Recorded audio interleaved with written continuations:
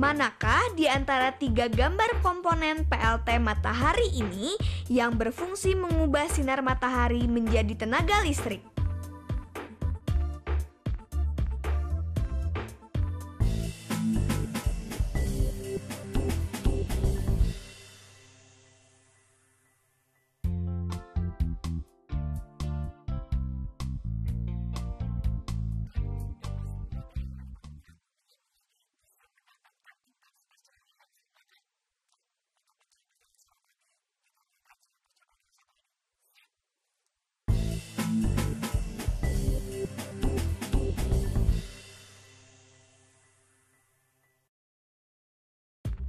Kali ini kita akan mengadakan eksperimen mengukur konsentrasi cahaya matahari.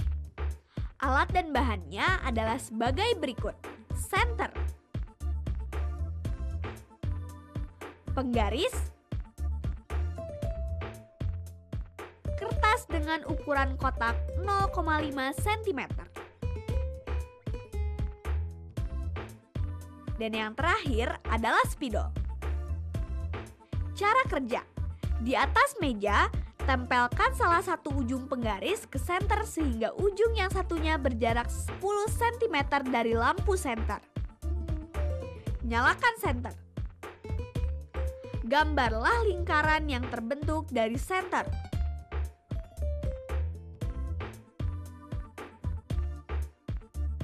Tandai centang pada kotak dalam lingkaran dan hitung jumlahnya.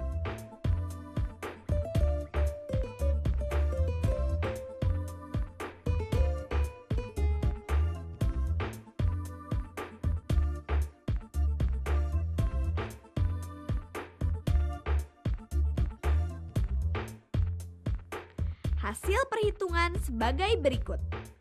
Jumlah kotak yang dihitung sama dengan 32. Luas setiap kotak sama dengan panjang dikali lebar, sama dengan 0,5 cm dikalikan 0,5 cm sama dengan 0,25 cm. Luas lingkaran yang terkena cahaya sama dengan perkiraan banyak kotak dikali luas setiap kotak. 32 dikali 0,25 sama dengan 8.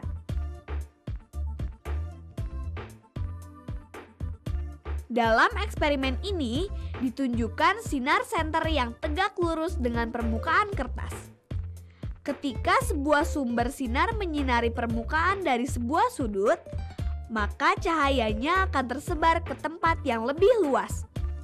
Dengan demikian, semakin kecil wilayah yang terkena sinar matahari, maka akan semakin besar intensitas radiasinya.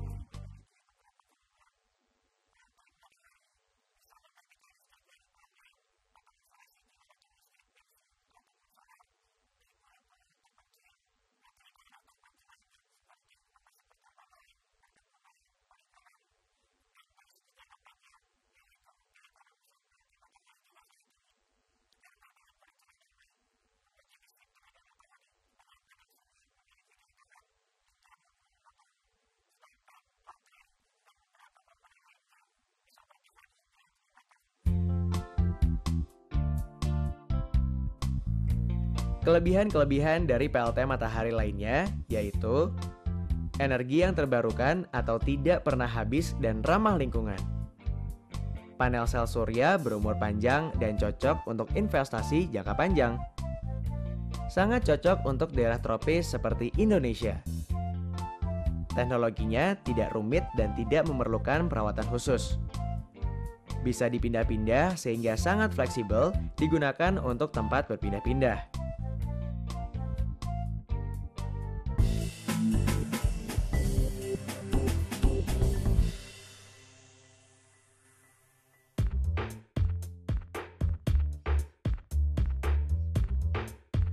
Pemeliharaan panel sel surya tidaklah rumit. Cukup dengan 2 langkah mudah. Panel sel surya akan berfungsi dengan optimal.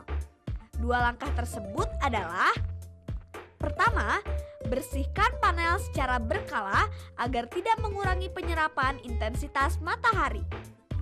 Dan yang kedua adalah atur letak dari panel sel surya supaya mendapatkan sinar matahari langsung dan tidak terhalangi objek lain seperti pohon, jemuran, atau bangunan tinggi.